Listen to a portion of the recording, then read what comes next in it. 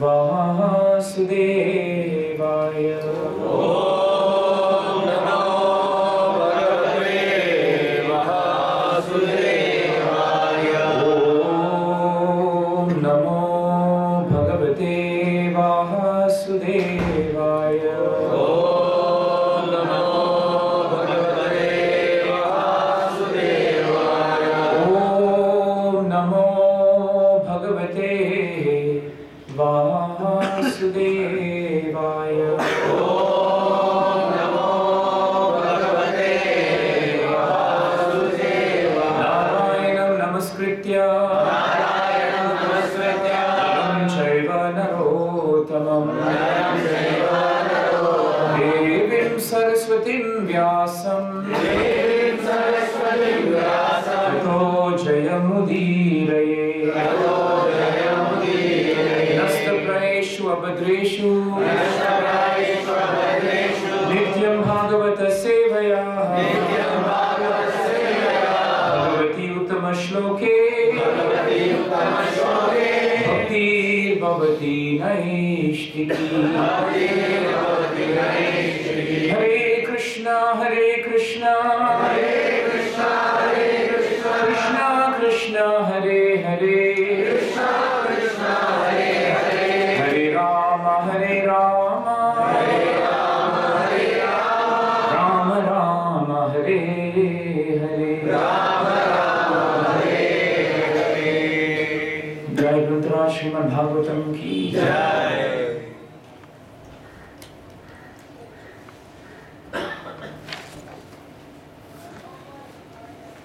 There's a very nice shloka from Srimad Bhagavatam that I was reading yesterday.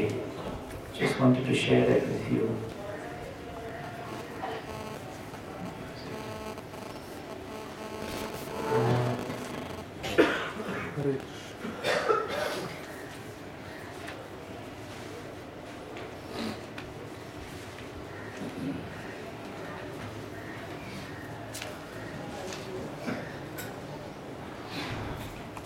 It is in the first canto,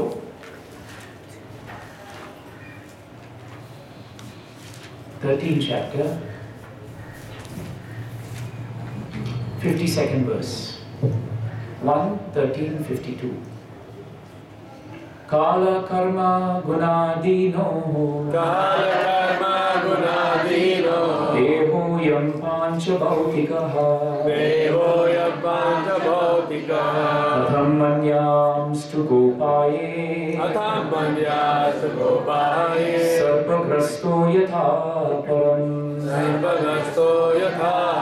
Kala karma gunadino deho yam pancha bhautikaha Atham manyamstu gopaye sarvagrasto yatha param Kala karma gunadino deho yam pancha bhautikaha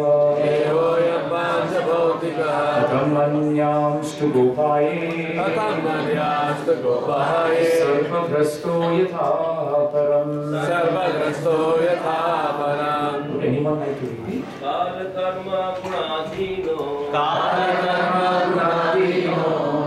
yam pancha bhautikaha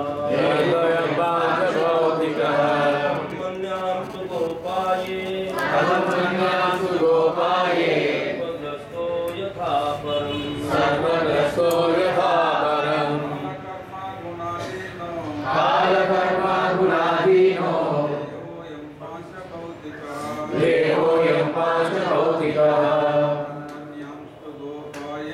Atham manyamstu gopaye sarvagrasto yatha param. Mataji's. Kala karma gunadino deho yam pancha bhautikaha Atham manyamstu gopaye sarvagrasto yatha param. Kala karma gunadino Dehoyam Pancha-bhautika Karamanyamstu Gopaye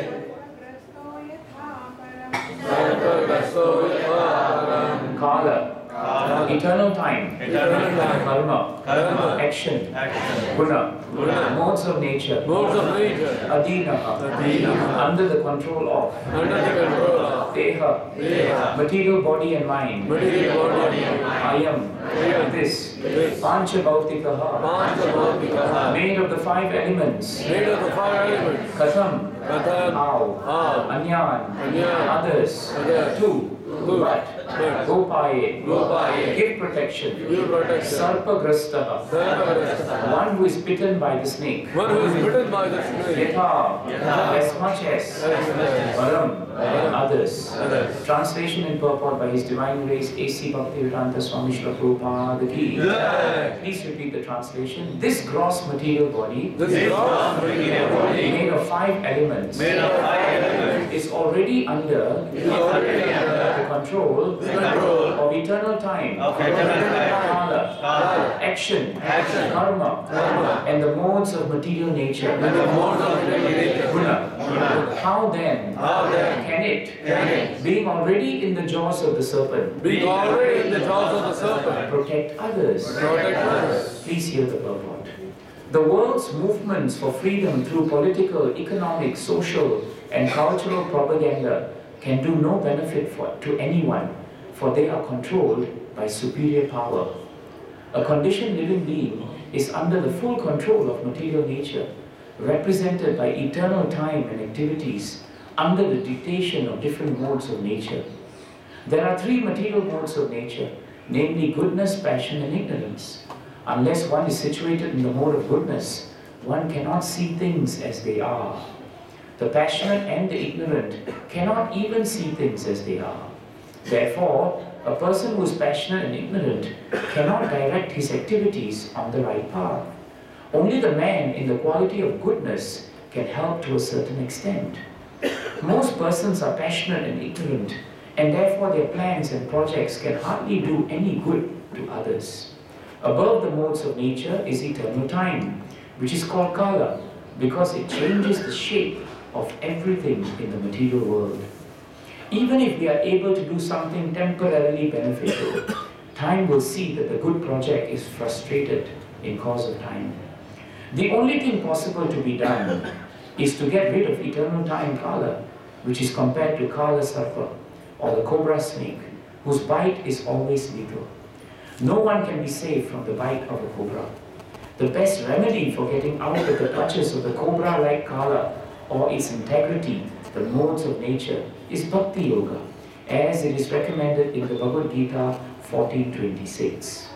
The highest professional project of philanthropic activities is to engage everyone in the act of preaching bhakti yoga all over the world, because that alone can save the people from the control of Maya, or the material nature represented by kala, karma, and guna, as described above.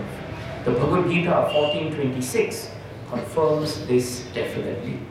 Jai Shri Prabhupada, Transcendental Prabhupada's ki. Jai. Om Ajnanatimirandasya Jnanajnanashalakaya Chakshurummilitam Yena Tasmai Shri Gurave Namaha. So this is a very important shloka, and it is telling us that time is running. Why is this shloka important? Because in Bhagavatam, you will realize that the context of this verse is very important. The title of the chapter is Dhritarashtra quits home. So therefore, Dhritarashtra actually was not ready to quit the home. This is a very important point. He was not ready because he thought that everything still belonged to him. He thought that he could live forever. That is why one of the great points that is given, I think there's a bit of echo, Prabhu. Prabhu, the echo is there. Just you can drop that. One of the important things that come up when Yudhishthira Maharaj was asked by the Yaksha, who was actually Dharmaraj in Mahabharata, as to what is the most greatest and most wonderful thing in the world, he replied, the most wonderful thing in the world is that every day someone is dying, but those who live think that they will live forever. And Maharaj liked this point actually, because we really think that someone is dying and we go to their house for the funeral, we see the person who's dead, but we never think that my turn could be now. We hardly think that way. We always think that, oh, poor thing, he has passed on or she has passed on. But we always have this belief that tomorrow we will still be alive. We also believe that after the funeral we will still be alive. But that is the folly of human existence, because we think that we will be alive. But we don't realize that actually this gross material body is made up of 5 material elements. By nature, these material elements must deteriorate. The nature of the 5 elements is that they must deteriorate. They will always deteriorate in this material world, because anything which is material by nature must deteriorate. It cannot last.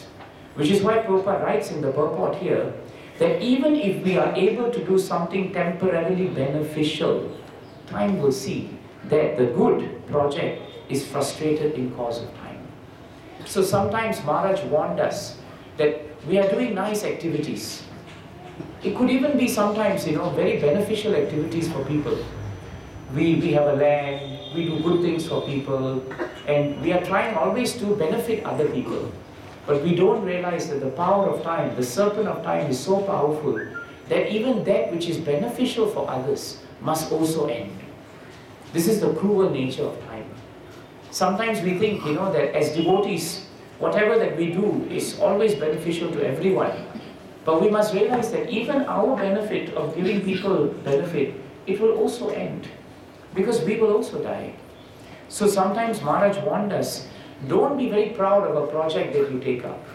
Don't be very proud of the fact that, oh, you're doing nice preaching. Because eventually, even that project has to wind down. Eventually, even your preaching activities have to wind down. Bhakti will continue, but the activities that you do in this material world, by nature of time, must come to an end. So bhakti is eternal, but our activities in this world must come to an end. Srila Prabhupada gave us a good example in his own life. So many activities he started in Krishna consciousness, but somehow or another they were temporarily beneficial for a while to people, but eventually, like the League of Devotees, they ended up not going anywhere. But do not forget that while the activities may appear, the project may appear not beneficial for a long time, the activity of bhakti is eternal. That is an important point. That is a distinction we must make. Na karhinchit mat paraha shantarupe, nam shanti no me nimiso leti hedihi. Kapila Dev says that the power of devotional service is, devotional service cannot be cut down by time.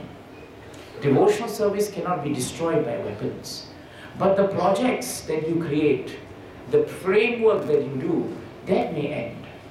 The guest house may end. Hope it doesn't end today. But it may end. It may end. Right? The old guest house nearly ended when there was the earthquake. And for those of us who were in that guest house that day with Maharaj, I think we know how we felt, The building was just moving and moving and moving. Who over here was there during the earthquake? You were there, right, Shamshan Guru? Mataji, you were there, right? Yeah. So you know how it felt. The ground was opening up, and you could see, cracks just cutting across the buildings just like that. And this guest house, which was the older one, it was quite high. It was just moving like that and like that and like that. Just like that, And Maharaj was at the top, right at the top. And we were just running up the stairs, going up, because we thought we have to get Maharaj down. And we rushed up. As we were running, the staircase was moving like that. We were thinking, how can wood and structure and bricks move like that, But that's the power of time. And so as we rushed up all the way, right to the top of the roof, Maharaj's room was there. And so we were thinking by then, that the ground was really moving. So we rushed in. When we rushed in, the cupboards were moving. There were cracks cutting across the tiles. Maharaj was sitting down and reading Bhagavatam. And 2 life members were sitting down, and they were fearing for their life. Even though they were life members. They were really fearing for their lives. They couldn't move because Maharaj had told them, don't move, sit down and read Bhagavatam. They had come as guests of honors to lay the foundation, and the groundbreaking ceremony was on the day of the earthquake. So the ground really broke. It was groundbreaking, but it broke. But they were upstairs thinking that today was nice, we had done everything we could do, And then Maharaj caught them in Bhagavatam and told them, sit down now. And when we ran inside, we said, Maharaj, it's earthquake, the building is moving, it may collapse, we have to go. And Maharaj calmly looked at me and said, Devaki, whether the building is going to drop or not, we are in a very good situation. Because we are reading Bhagavatam. It's okay, we continue reading. And I think Vaishnava Seva, Prabhu, we say, no Maharaj, we have to go. And so we literally carried Maharaj out. And as Maharaj was being carried out, those two, they were happy to run. They just went down. And Maharaj, with great reluctance, we had to move him out. And as we moved him out, right, Maharaj turned back and said, he told me, you stay back to pick up the bag because there was Lakshmi, there was documents. And I was thinking, Maharaj, why do we need all this? The building is coming down. He said, no, this all belongs to Krishna. Quickly bring it down. So they went down. And then I was the last one left because Maharaj asked me to pick up the bag. So I opened the cupboard, picked up the bag. And as I came down, I looked down, and I saw the staircase moving, the building rumbling. And I thought, maybe this is it. And then I ran down. As we came down, everything stopped. Everything stopped. And then that day when Maharaj took the class, Maharaj said, when I'm looking at all your faces, I'm seeing Yamaraj. Because you all have the fear of death on your face, you see. The fear of death. And when the ground was moving, all the devotees were there. For a moment, nobody did anything because everybody was fearful. It was the chief pujari of Dwarkadham temple, Ishwar Lal Pujari. He started chanting, Hare Krishna, Krishna Krishna, Hare Hare, Hare Rama, Rama Rama. Then the devotees remembered, oh yeah, we are devotees. Hare Krishna, Krishna Krishna, Hare Hare, Hare Rama, Rama. And Maharaj said, what were you doing? It took the temple pujari to show us who is a devotee, who is really a devotee. He had so much faith in Krishna that he just immediately, he reminded all of us that we have to chant Krishna's name when the serpent of time is coming. When the serpent of time is coming. Because who can protect us? Right? Narada Muni says, you are caught. Narada Muni is talking to Yudhishthira Maharaj. Yudhishthira Maharaj is very worried about where his uncle Dhritarashtra had gone. Because in the night Dhritarashtra was there with Gandhari. Then Vidura came and he spoke great words of wisdom and Bhagavatam, and he told Dhritarashtra that you are actually wasting your time. This is the point that he told him. He said that actually you are wasting your time. And he told him this one point about time that's very important.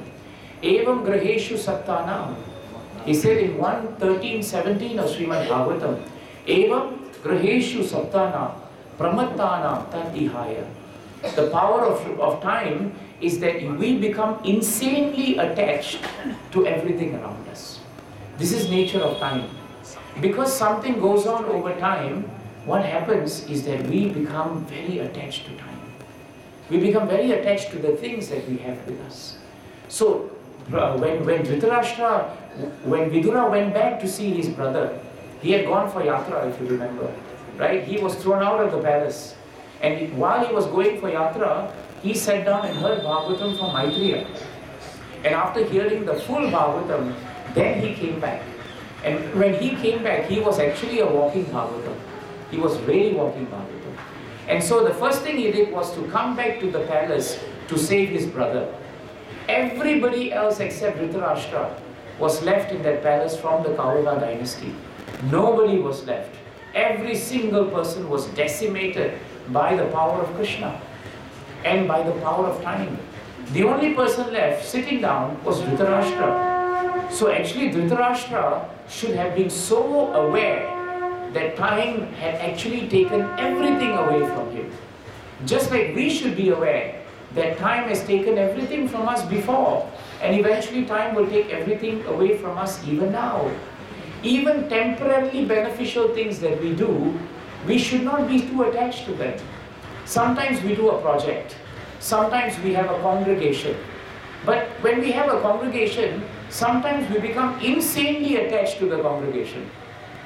We think this is my congregation. This is my people. I cultivated them. I put them through the basis of Krishna consciousness. I gave them all the ways to come to Krishna consciousness. This is also an attachment. This is a dangerous attachment because we left everything material, but we have brought that material package of attachment slowly as the cobra of time into our spiritual life also. And we think, why? These are my people. They are my cultivation. Oh, these are my donors. You cannot talk to them because they cannot give money anywhere else. This is happening all the time. We hear this all the time. And this is the meaning of pramatana. We are insanely attached. And that's why Prabhupada throws one line right in the middle of the purport. Even temporarily beneficial activities will also end. It will end. We may do so many nice things for others, even in the name of devotional service. But we should not become pramatana. Don't become insanely attached to it. That is very important. Maharaj built Dwarka. He brought this temple up to where it was. He built a temple that for 1,000 years will not be destroyed. This temple is so powerful, it can withstand anything. It's the same stone that built the ancient Dwarkadham temple. Same stone. You ask Vaishnava Seva Prabhu how dedicatedly the Stapatis took each particular stone from the quarry, tested it. The ones that could not stand the test of durability, they were discarded. So like that, for every 10, 20 blocks, only 1 or 2 survived. And they became part of this temple. They became part of this temple. That was how this temple was built. On the day of the opening of this temple, in the afternoon, Maharaj was upstairs in the guest house, the same guest house that moved like that. And he moved like a cobra actually. So the same guest house, Maharaj was upstairs, and he called Vaishnava Seva Prabhu and he called me upstairs. And he said, now, when are you booking your tickets to go to Rajkot? He said that to us. And I was thinking, we just finished it. Let us enjoy it for a while. But Maharaj said, no, now you have to go to Rajkot. And after that, though Maharaj spent so many years, 90% of us who came to Krishna consciousness because of Maharaj in the 1990s started our devotional life in Dwarka. Ask Vaishnava Seva Prabhu. We all started our life in Dwarka. So we were so attached to Dwarka. But the day Maharaj finished Dwarka temple, that day he completely detached himself from Dwarka. He never sat down in that room upstairs. He left it and he began getting ready to go to Rajkot. He was not attached to something which was beneficial to everyone. This is the point Prabhupada is saying here. Even as devotees, we may look like we have got out of the material clutches. But in the spiritual life, we are still disturbed and anxious because we are still caught up by the material designations. We still think that these are my people. We still think that this is my congregation. And we still think that this is my temple. But nothing belongs to us. Because by the force of time, Atyakramat avinyataha evam graheshu sattanam pramatanam tat ihaya Atyakramat avinyataha kalaha paramadushtaraha. This is the most important advice that Vidura told Dhritarashtra, his brother. And this is the best advice we should remind each other. If we really love each other, we will remind each other that we are here for a temporary time. That our time is temporary. Some people say if it's temporary, then why waste time? That's the whole point. If it's temporary, why waste our time? Use it beneficially. Therefore, when we are together, we should really be grateful to Krishna. Those who know that time is temporary, the quality that those exhibit at that moment of not wasting time is the gratitude that we are together and that we are remembering Krishna. Those whom we love, if we really know the value of time, we will serve them better than we ever did before. So time doesn't mean that we are detached and we become cold.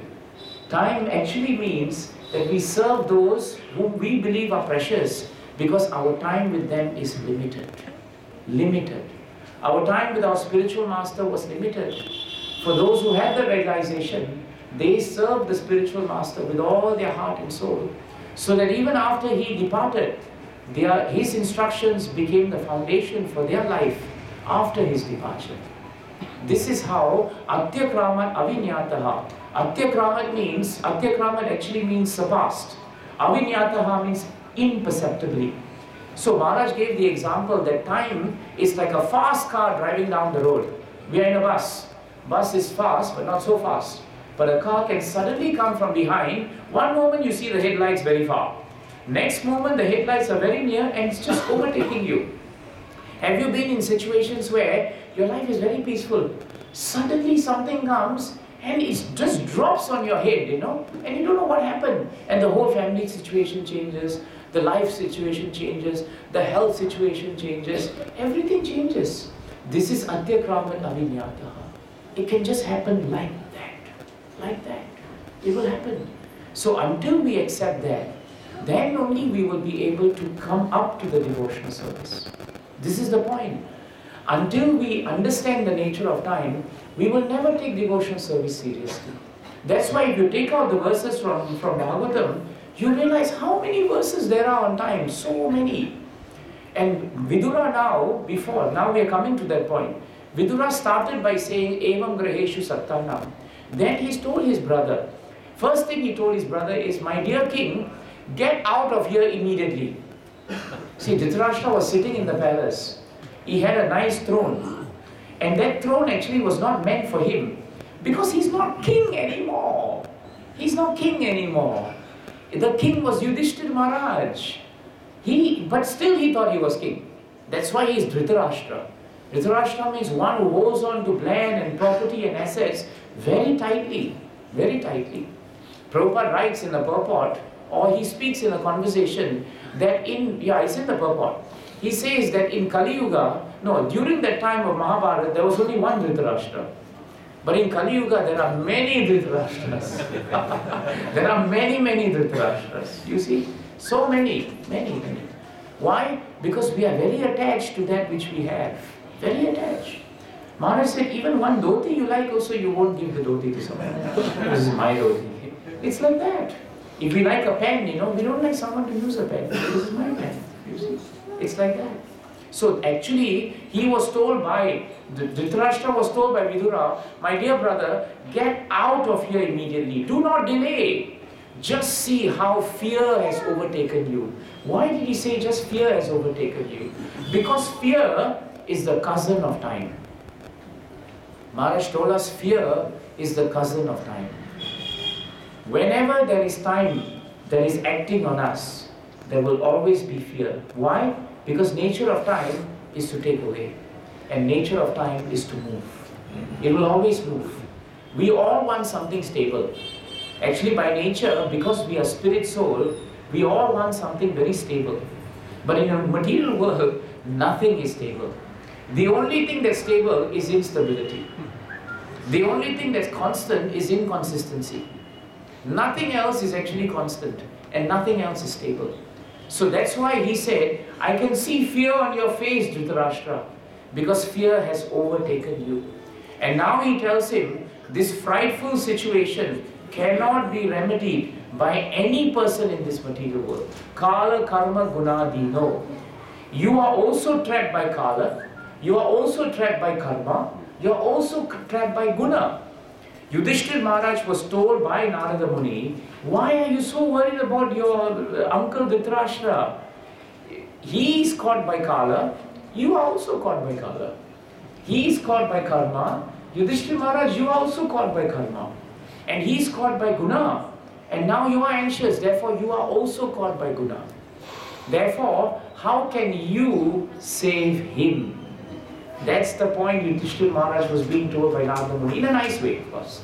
In a nice way. There's no point worrying about him, because you are also in the same net. You're in the same net. Just imagine one fish and another fish were caught by the net of a fisherman. And the next fish next to this fish, who's very anxious, says, brother, don't worry, I'll take you out of here. The other fish will laugh at this fish. How are you going to take me out of here? You're trapped, man. You're also trapped. You are under Kala, you are under karma, you are under guna. You are caught by sarpa. So where are you going to be? So Yudhishthira Maharaj was told by Narada Muni that you are also caught by the jaws of time. So instead of wasting time thinking of where your uncle went, you better use that time correctly and properly now. Now. This is the point we must remember. So those who do not use their time well, there will always be fear in our hearts. So every time fear comes, there's only two reasons for fear. Fear only comes when we think something belongs to us. And fear comes when we think that thing that belongs to us is going to be taken away by time. That's all. There's no other reason for fear. That's why even the Devatas are fearful. In the third canto, very nicely it is stated by Prabhupada in the purport. I think it is third canto, 17th chapter, first verse, the purport. In the purport, Prabhupada writes that even the Devatas are fearful. Not even the Devatas are free from fear in this material world. Why? Because the Devatas are also very afraid that Swargaloka will be caught by the demons, isn't it?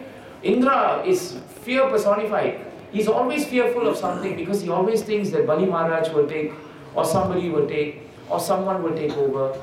So Adhyakraman Avinyataha, those who are afraid that something will take something from them, they are overtaken by time. They are overtaken by time. And Vidura told Dhritarashtra, your father, your brothers, your well-wishers, your sons, they are all dead. You yourself have experienced and finished a major portion of your life. Your major portion of life is finished. Your body is now overtaken by invalidity. And, my dear brother, you're not living in your own house. You're living in the home of another. What an insult it is. You have been blind from your very birth. Now Vidura is telling him, you are blind from birth. Already from birth you're blind. Recently, you have become hard of hearing. That's why Maharaj told us in this particular episode, when Vidura came, he started speaking to Dhritarashtra the signs. And all the Pandavas could sit down and hear it. Why? Because Vidura was speaking very loudly because Dhritarashtra could not hear. And because he could speak loudly, everyone in the palace could hear. In those days, I don't think they had sound system. He had to speak very loudly, you know. And he had to speak loudly because Dhritarashtra could not hear. Have you tried speaking to someone who cannot hear very well? You have to shout. You have to shout. And when you shout, sometimes they turn around and tell you why you're shouting at me. But that's because they can't hear you. Only thing they can hear is that you're shouting sometimes. Then they say, why are you shouting at me? But actually because they can't hear. So Dhritarashtra was blind from birth. But he was also blind, right, in his character. He was totally blind. And not only was he blind, he was now hard of hearing. His memory was shortened. Vidura told him, your intelligence is disturbed. These are all signs of time that works on us. Maharaj told us that when time is acting on us, our memory will become shortened. Isn't it true, as we grow older, we are becoming more and more forgetful? It's true. You know, and not only is our memory shortened, some of us are becoming hard of hearing. I don't know about you, but I'm getting hard of hearing. After so much of kirtan and so much of kartals and wampas and everything, you can't hear anything much. After a while, it'll go. So your memory is shortened and your intelligence is disturbed. As you grow older, you'll find that older persons become anxious more quickly than younger people. Because their memory is becoming shortened, their intelligence is becoming lesser, and they become disturbed, you see. Simple things for elderly people become very big. Just a simple thing like going from one place to another, for them it becomes an insurmountable obstacle, very difficult. We see our parents in that situation, and eventually we will also be in that situation. And Vidura said, brother, I'm looking at you, your teeth are loose. Actually, it's amazing Dhritarashtra still had teeth. Can you imagine? Most people would have dentures actually, right? That's why Maharaj told me, when you see an old man smiling very nicely at you and you see the teeth, always remember it's never his teeth. It's never his teeth. It's actually not his teeth, it's all dentures, nothing else. So he has no teeth, his teeth is loose. And Maharaj told us that Dhritarashtra, right, he was looking yellow in color. That's why Bhagavatam says his liver was defective. His liver was defective. And Vidura, by looking at him, could say that your liver is defective. And Vidura could understand that Dhritarashtra was coughing. And he was coughing mucus. All these are signs that time is passing. Time is passing. And we see it happening. And now he ends his conversation with Dhritarashtra by saying, alas, How powerful are the hopes of a living to continue this life, isn't it? How powerful are the hopes of a living to continue this life? Prabhupada says, so many scientists are trying to find ways to extend our life, And Prabhupada says, one such scientist was in a train, and in that train, while he was talking about how to extend his life went. No extension. Nothing granted. His life went actually.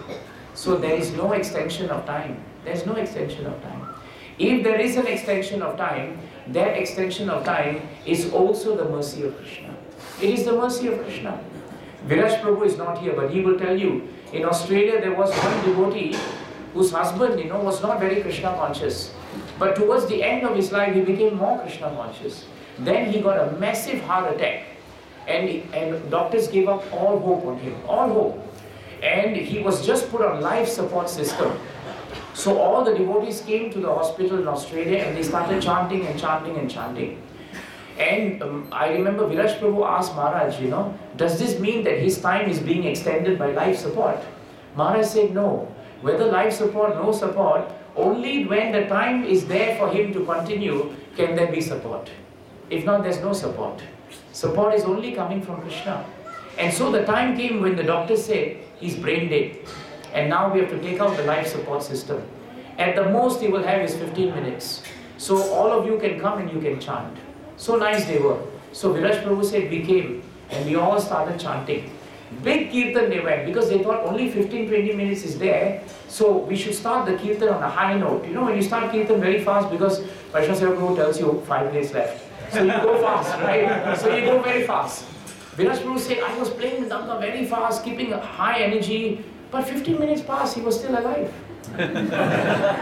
So Viraj Prabhu thought, now how long can I continue playing dhamma? 15 minutes already, he's still not gone, So they continued praying. He said, now I went into another beat. He started going a bit slow. 10 minutes passed, he was still going on. And then 15 minutes more, half an hour passed, he was still not going. 45 minutes passed. Now doctors came in and thought, what's happened? He's still alive. And in 1 hour, he regained consciousness. He regained consciousness. And the moment he regained consciousness, he actually intimated to his wife that he wanted initiation from Maharaj. Can you imagine that? And so quickly they called Maharaj. And Maharaj then on the phone gave him initiation. He gave him initiation. And Viraj said, we were so happy, now he's alive, he has got initiation. And I remember after Maharaj spoke and put the phone down, that day I called Maharaj. And I said, Maharaj, how nice that this devotee has been saved. His life has been extended. Maharaj said, no, his life has not been extended.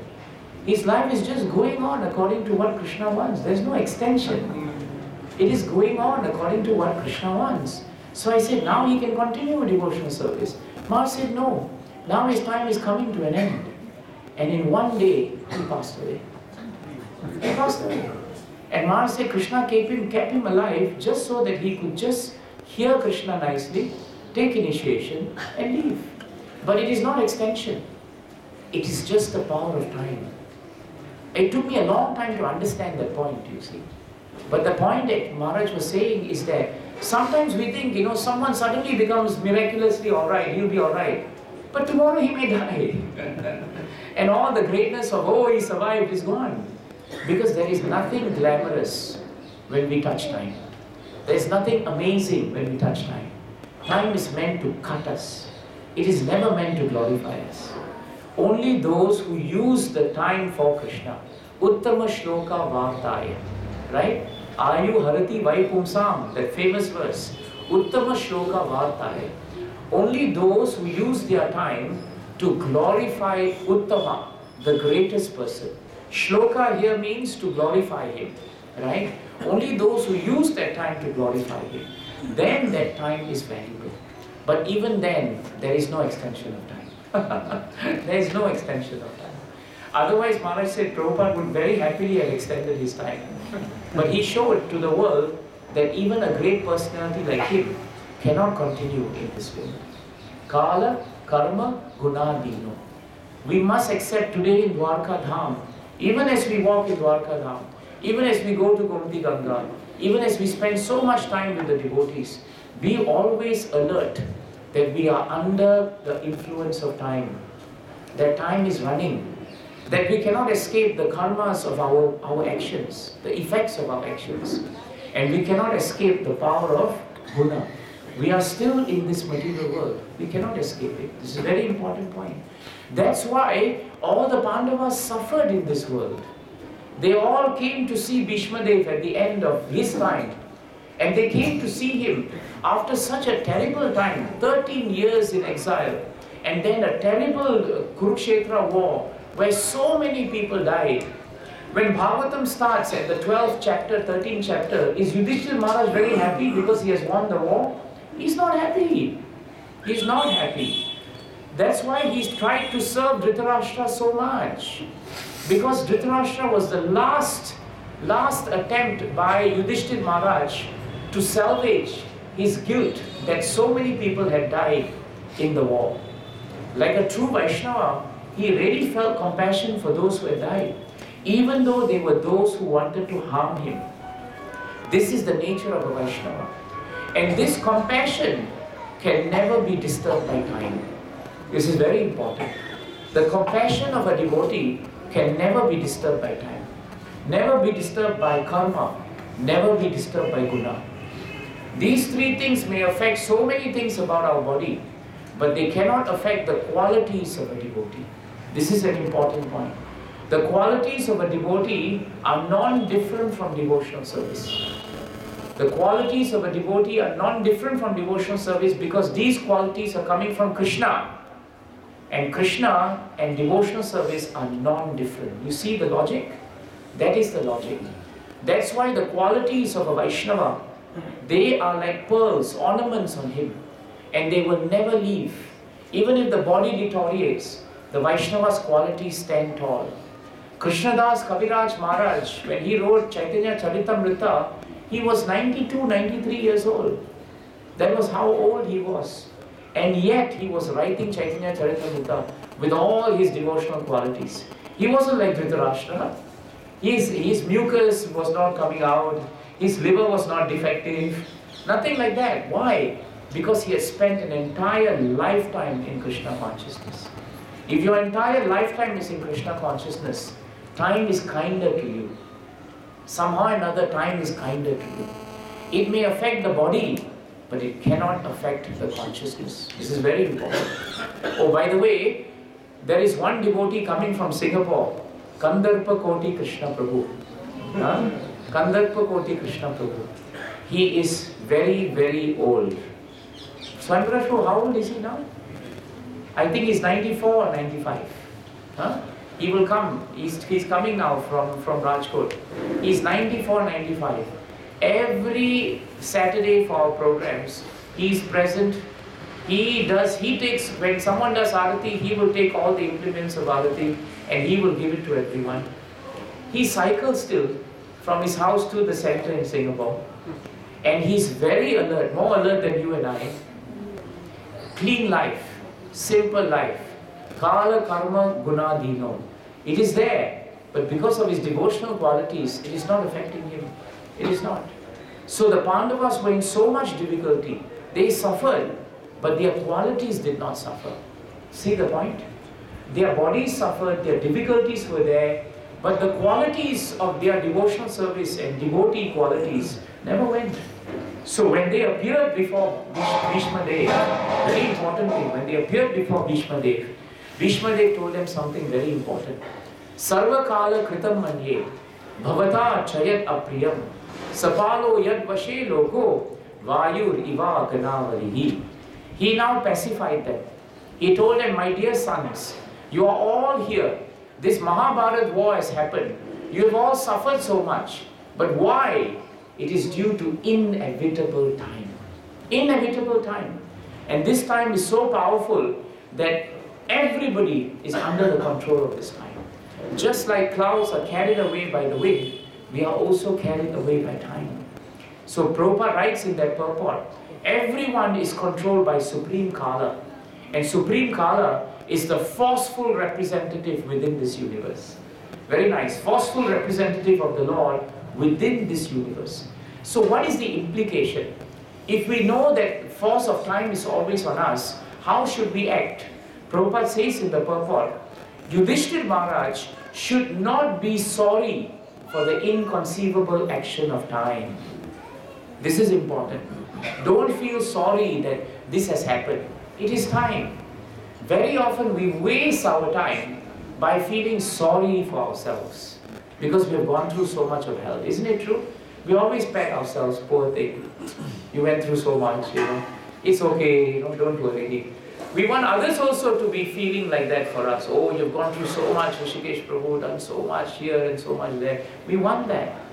We want people to feel sorry. We ourselves are feeling very sorry for ourselves. But Yudhishthir Maharaj was told, don't be sorry for these things. And do not grudge being controlled by time. Prabhupada writes in the purport, do not bear grudge against Krishna for being under the control of time. Sometimes we become upset with Krishna. Why we were planning something in some way and it didn't happen? Why this should happen to me as a devotee? Why? Don't bear grudge because time is Krishna. And then he says, Yatra dharma suto raja, gada pani vikrodara, Krishnostri gandavam chapam, suhat Krishna tato vipat. Now he says something important. He says that you all had Krishna with you. Krishna was with them all the time. And yet how wonderful is the influence of time. That you had the greatest archer in the world, Arjuna. You had the most powerful personality, Bhima. You had Dharma personified. And you had Krishna on top of all that cake, the super icing, Krishna. And he was with you all the time. And yet you had to go through so much suffering. The point is, if the Pandavas could go through so much suffering with Krishna next to them, what do you think we should go through? How can we think that our life will not be without suffering? So the last point that Prabhupada writes in that purport is, there is nothing to be lamented when a matter is beyond the control of any human being. We can only try, Prabhu said, but there are many things beyond our control.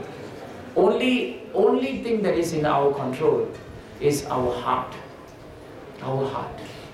Maharaj told me that you only have one monopoly, and that monopoly is your heart. That is not the monopoly of Krishna. The monopoly of you is your heart. Everyone has ichcha, desire. Desire is coming from our heart.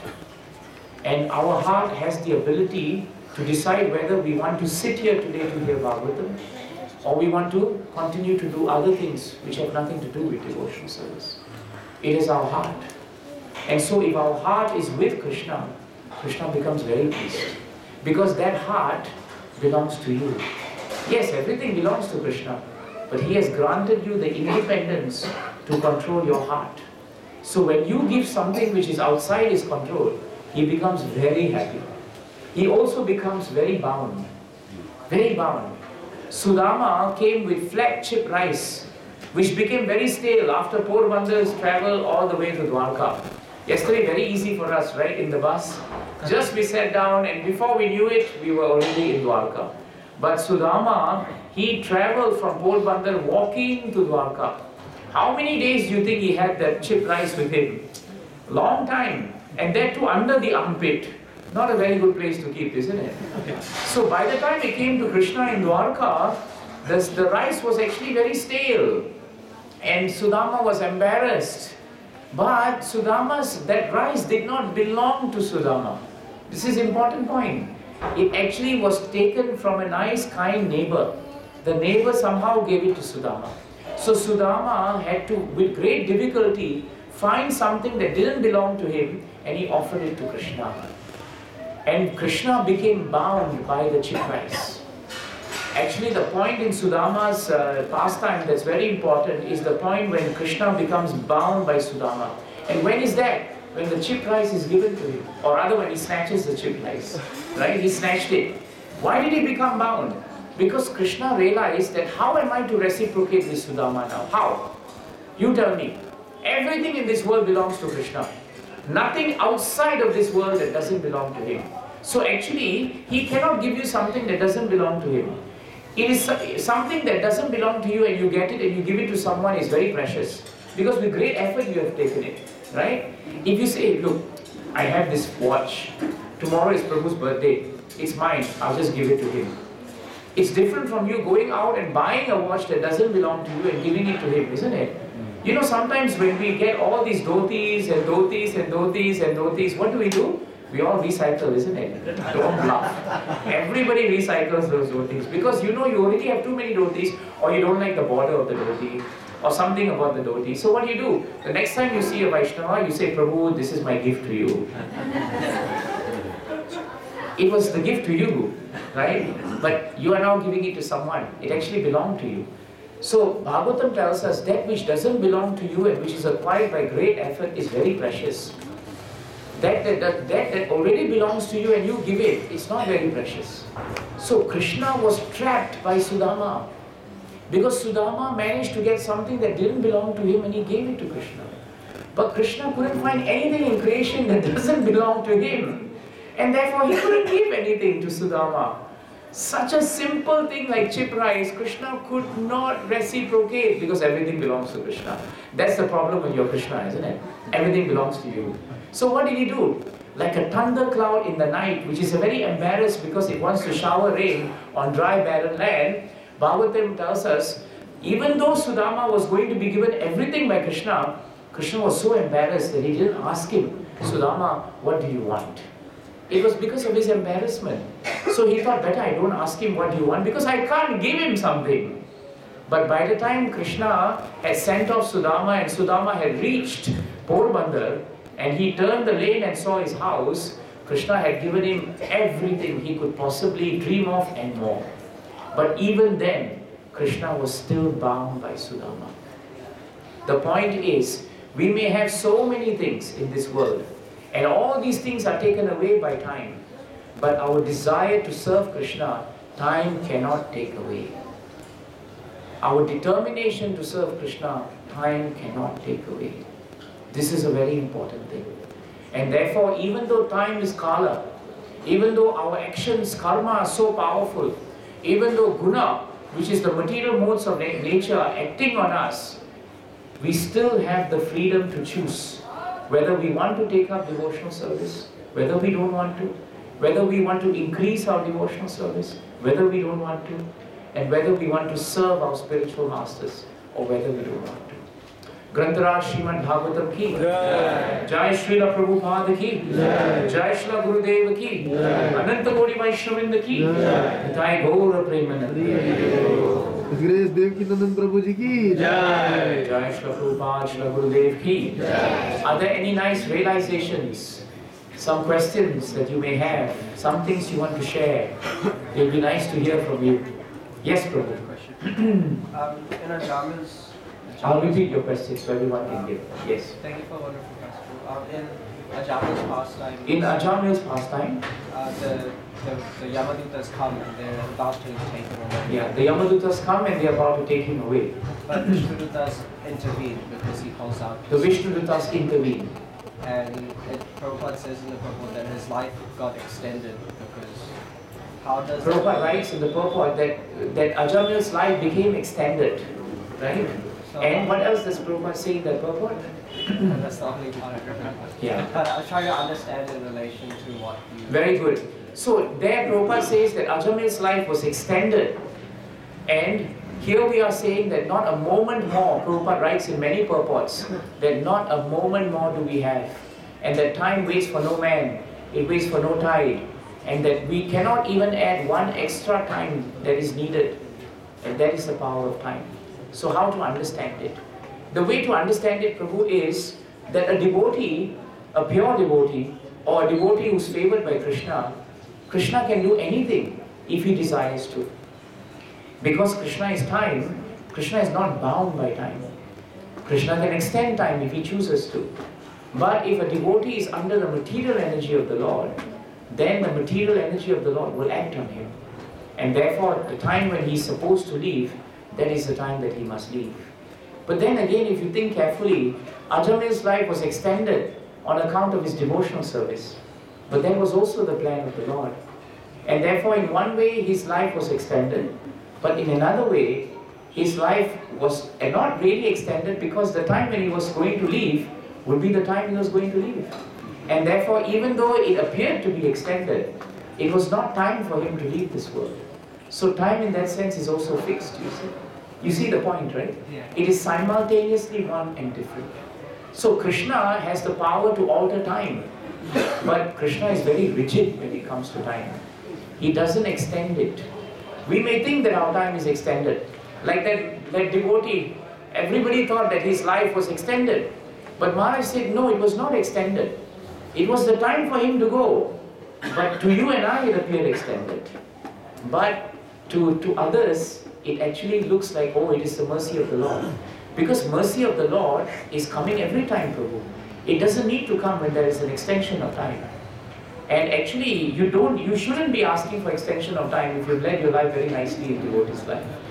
Because even that 5 minutes more will not change anything if we are devotees actually. Is that helpful, Prabhu? Yes, In the same vein, in the same way, even if somebody is, abnormally or very soon they leave, like by accident, and we say, oh, he left very early. yeah. That is also Maharaj said that, for that living entity within that body, that's all that Exactly, that is supposed to exactly. This is a good point also. Sometimes we see the opposite. Someone who's living, suddenly their life appears cut short, right? They died in an accident. So how are we to understand that? We feel that, oh, he should have lived longer. But it is clear from Bhagavatam, it's clear from Shastras, it's clear from the Acharyas and all our spiritual masters that actually that is the only amount of time that person had. Whether the person died by accident or not, nothing is by accident, Prabhupada says. It may appear like you had an accident, but that accident doesn't make your dying an accident, right? Dying means time to die, by whatever, that is your time. Sometimes, you have children who come into this world for a very short time, and then they leave. I remember one devotee was like that, and I asked Maharaj what happened. And Maharaj said that this is a very great soul. He had just come only for a while to finish off whatever little karmas, and then they have to go. And Maharaj made us read the 6 sons of Devaki in Krishna book that day. And he said, pray for that soul. Because the 6 sons of Devaki, they also came just to touch the world to finish off the curse of the Vasus, and then they went back again to the world. So thank you, Kalcha Prabhu. That's a very important point also. Yes, Prasanna Prabhu. Prabhu has one question. Okay. I speak English. Yes. He asked that why the chipped rice, poha, Why the chipped rice? which were given in today's life, nobody will eat. Even if you give to beggar, he will not eat those rice. Yes. Why by the hands of Sudama, Krishna was eating and crying. So Why is it that even though the chipped rice nobody will eat because it's so stale, why was Krishna experiencing so much ecstasy and in the words of Prabhu, why was he crying? Maybe because it was stale, that's why he was crying. Krishna was thinking what to do.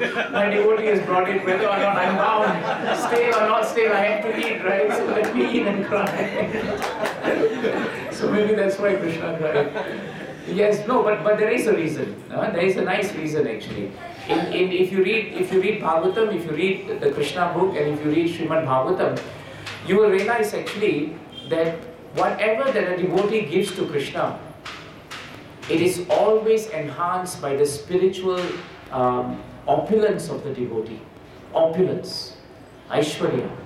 So even though something may be imperfect when it's given to Krishna, by the time Krishna receives it, it is actually perfect.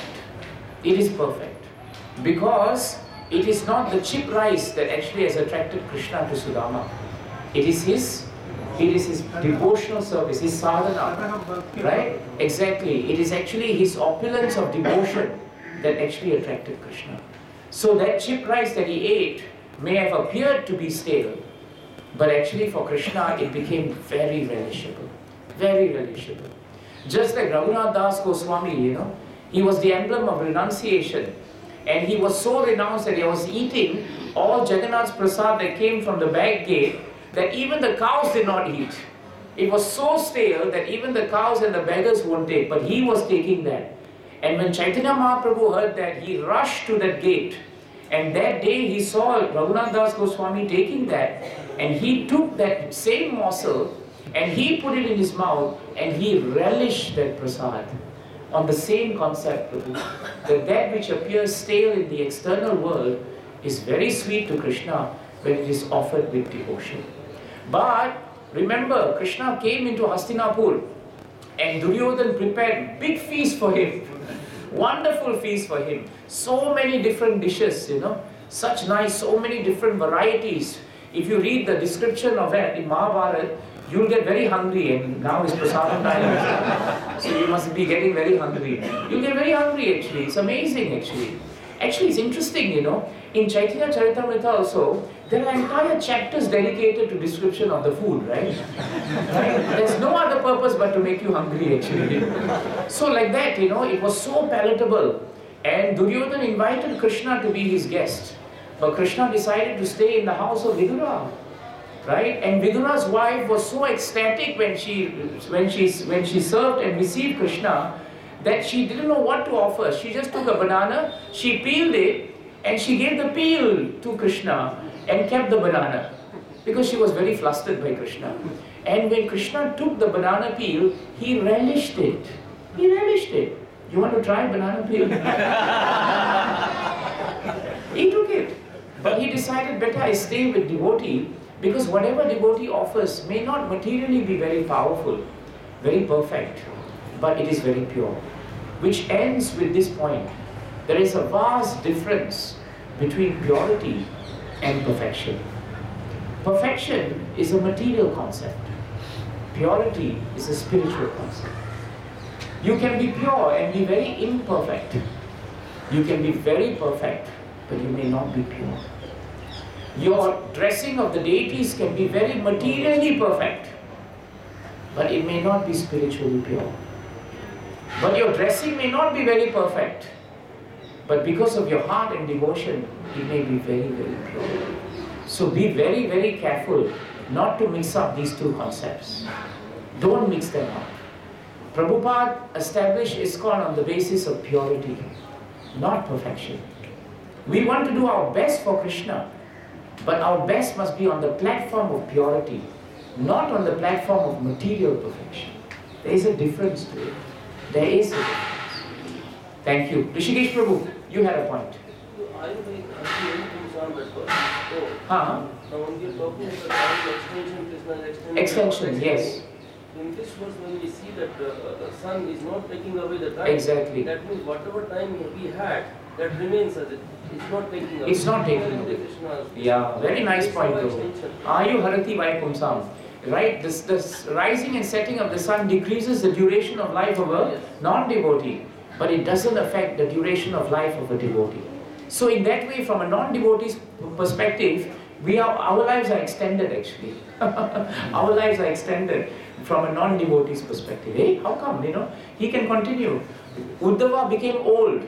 He became very old, Bhagavatam tells us. Look at the verse in 3:2-3 when you have time. In that whole paragraph, in the purport, Prabhupada writes, he became old, but his attitude of service never slackened. Never. His enthusiasm for service never slackened.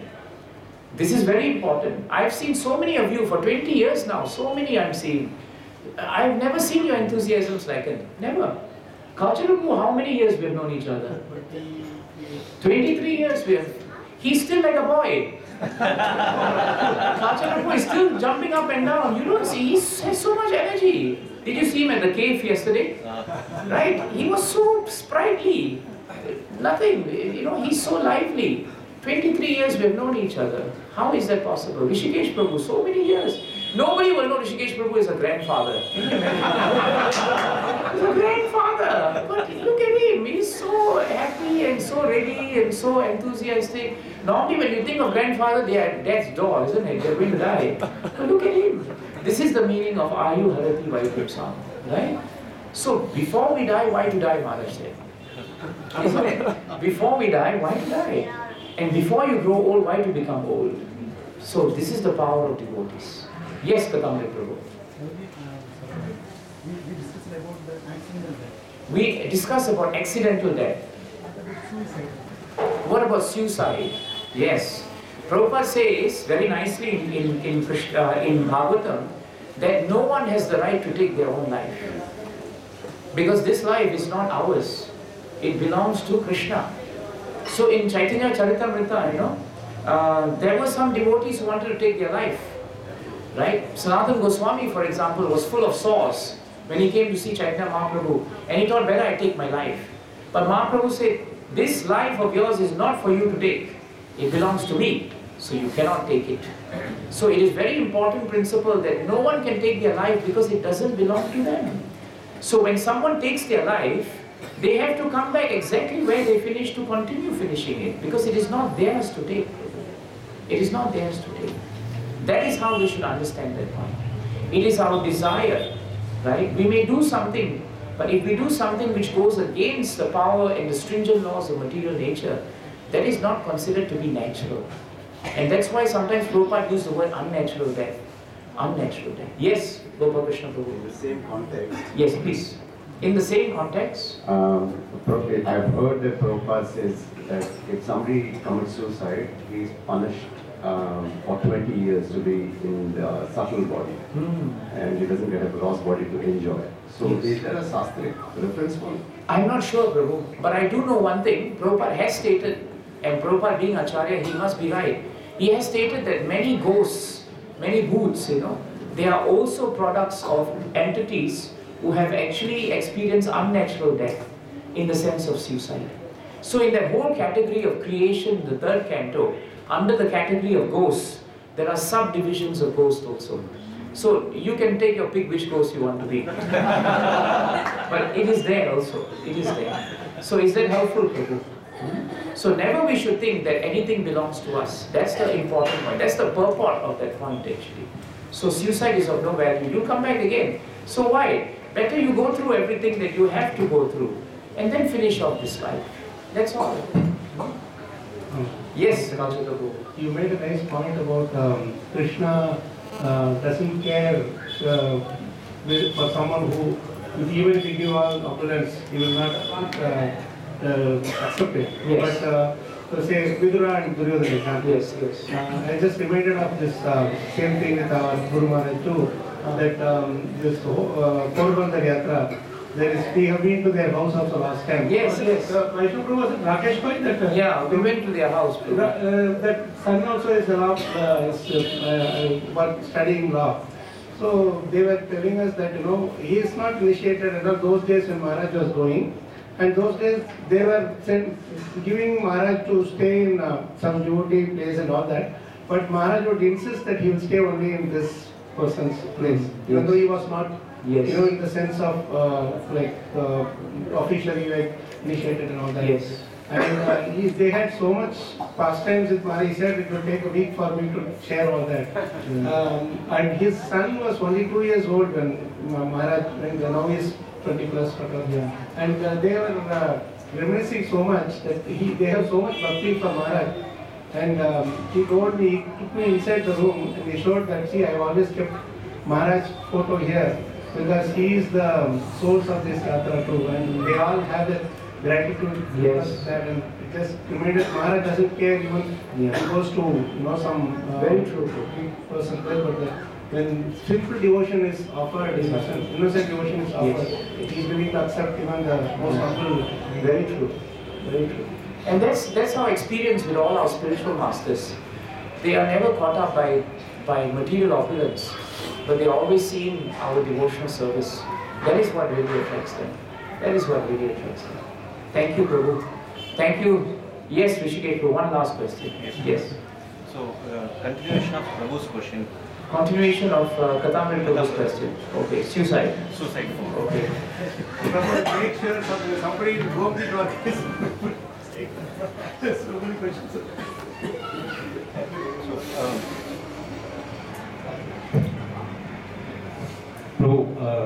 Continuing to Kadamrita Prabhu's question, so regarding this suicide, it looks like even the human beings can control time, because they are attempting. That time may be little more, but they are doing that attempt and just attain the death. That means they have some more time. So they are on control of the time. No, Prabhu. They have no control over time. They only have this ability to have free will. If they use the free will wrongly to take away life from the body, that doesn't mean they have control over time. Time is running. But they have misused their time and wasted it by taking away life from the body. So that is a waste of time. That is not control of time. There's a big difference. If I do something and it's of no value, it may look as if I'm actually conquering time, but I'm wasting it actually. I'm wasting it. Is that helpful? Vaishnava Seva Prabhu, what shall we do now? Prabhu, yes.